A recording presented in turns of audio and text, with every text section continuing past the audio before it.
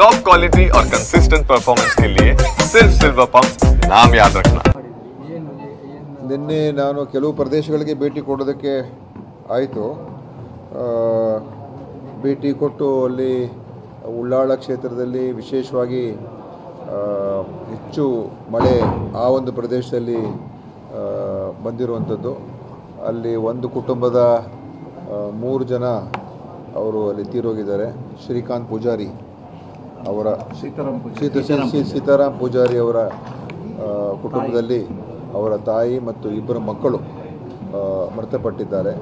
ಮತ್ತು ಅವರ ವೈಫ್ ಶ್ರೀಮತಿಯವರು ಕೂಡ ಆಸ್ಪತ್ರೆಯಲ್ಲಿ ಕ್ರಿಟಿಕಲ್ ಆಗಿದ್ದಾರೆ. ಅವ್ರ ತಂದೆಯವರು ಕೂಡ ಆಸ್ಪತ್ರೆಯಲ್ಲಿ ICUಲಿದ್ದಾರೆ. ನಿನ್ನೆ ಆಸ್ಪತ್ರೆಗೆ ಕೂಡ ಭೇಟಿ ಕೊಟ್ಟಿದ್ದೆ. ಮತ್ತು ಅತ್ಯಂತ ಒಂದು ಭಾಳ ಕೆಟ್ಟ ದುರ್ಘಟನೆ ಅಂತಲೇ ಹೇಳ್ಬೋದು, ಟ್ರ್ಯಾಜಿಡಿ ಆಗಿದೆ. ಒಂದು ಕುಟುಂಬದಲ್ಲಿ ಸ್ಥಳಕ್ಕೂ ಭೇಟಿ ಕೊಟ್ಟಿದ್ದೆ. ಪಾಪ ಅದು ಒಂದು ದೊಡ್ಡ ಅನಾಹುತ. ಅದೇ ರೀತಿಯಾಗಿ ಇನ್ನೊಂದು ಕಡೆ ಒಂದು ಮಗು 7 ವರ್ಷದ ನಯೀಮಾ ಅಂತ ನೌಷದ್ ಅವರ ಮಗಳು, ಅವರು ಕೂಡ ತೀರೋಗಿದ್ದಾರೆ. ಮತ್ತು ಅನೇಕ ಕಡೆ ಆಸ್ತಿ ಪಾಸ್ತಿಗಳೆಲ್ಲ ನಷ್ಟ ಆಗಿದೆ. ಸ್ವಲ್ಪ ಸುಮ್ಮನೆ ಇರ್ತಾರೆ, ಅಲ್ಲೆಲ್ಲ ಬಾಗಿಲಾಕ್ಬಿಡಿಯಪ್ಪ. ಮತ್ತು ಇಲ್ಲಿರೋರೆಲ್ಲ ಸುಮ್ಮನೆ ಇದ್ಬಿಡಿ, ಹಿಂದ್ಗಡೆ ಯಾರು ನಿಂತಿರ್ತಾರೆ.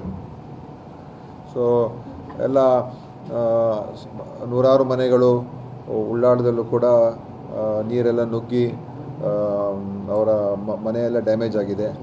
ಮತ್ತು ಮಂಗಳೂರು ನಗರದಲ್ಲೂ ಕೂಡ ಇಲ್ಲಿ ಭಾಳಷ್ಟು ಕಡೆ ನೀರು ನುಗ್ಗಿರುವಂಥದ್ದು ಆಗಿದೆ.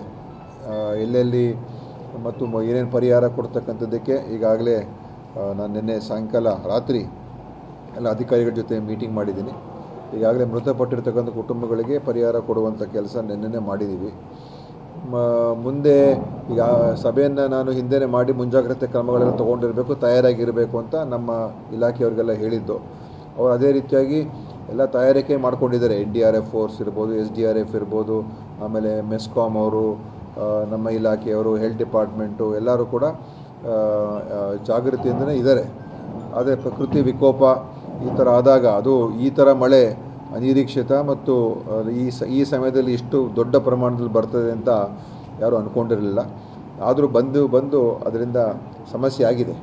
ಇದು ಒಂದು ಕಡೆ ನಮ್ಮ ಈ ಅಭಿವೃದ್ಧಿಯ ಒಂದು ಅಭಿವೃದ್ಧಿ ಮಾಡೋ ಸಂದರ್ಭದಲ್ಲಿ ನಾವು ನಮ್ಮ ಜಮೀನುಗಳನ್ನು ಅದನ್ನು ದುರಸ್ತಿ ಮಾಡ್ಕೊಳ್ಳೋದು, ಅಲ್ಲಿ ಮನೆಗಳು ಕಟ್ಕೊಳ್ಳೋದು, ಅದೆಲ್ಲ ಮಾಡೋ ಸಂದರ್ಭದಲ್ಲಿ ನಾವು ಯಾವ ಒಂದು ಎಚ್ಚರಿಕೆಯನ್ನು ವಹಿಸ್ಕೋಬೇಕು, ಅದು ಮಾಡದೇ ಇರತಕ್ಕಂಥದ್ದು ಕೂಡ ಇದಕ್ಕೆ ಒಂದು ಕಾರಣ ಇದೆ. ಸೊ ಇದು ಡೆವಲಪ್ಮೆಂಟಿನ ಒಂದು ಬೆಲೆಯನ್ನು ನಾವು ಇವತ್ತು ನಾವು ಕಟ್ತಾ ಇದ್ದೀವಿ. ಇದು ಪ್ರತಿ ವರ್ಷ ಈ ಥರ ಆಗ್ತದೆ. ಜನರು, ಸಾರ್ವಜನಿಕರು ಕೂಡ ಇದನ್ನು ಅರ್ಥ ಮಾಡ್ಕೊಳ್ಬೇಕು. ಇಲಾಖೆಯವರು ಕೂಡ, ನಮ್ಮ ಡಿಪಾರ್ಟ್ಮೆಂಟು ಇಲಾಖೆಯವರು ಕೂಡ ಅದನ್ನು ನಿಲ್ಲಿಸುವಂಥ ಪ್ರಯತ್ನ ಮಾಡಬೇಕು. ಆದರೆ ಜನರು, ನಾವು ಈ ಥರ ಅವ್ರ ಮನೆಗಳು ಕಟ್ಟಬೇಕಾದ್ರೆ ಏನು ಬೆಟ್ಟ ಗುಡ್ಡ ಪ್ರದೇಶದಲ್ಲಿ ಇರುವಂಥ ಸಂದರ್ಭದಲ್ಲಿ ಅದನ್ನು ಕಟ್ ಮಾಡಿ ಮನೆಗಳ ನಿರ್ಮಾಣ ಆದಾಗ ಕುಸಿತಕ್ಕೆ ಕಾರಣ ಆಗ್ತದೆ.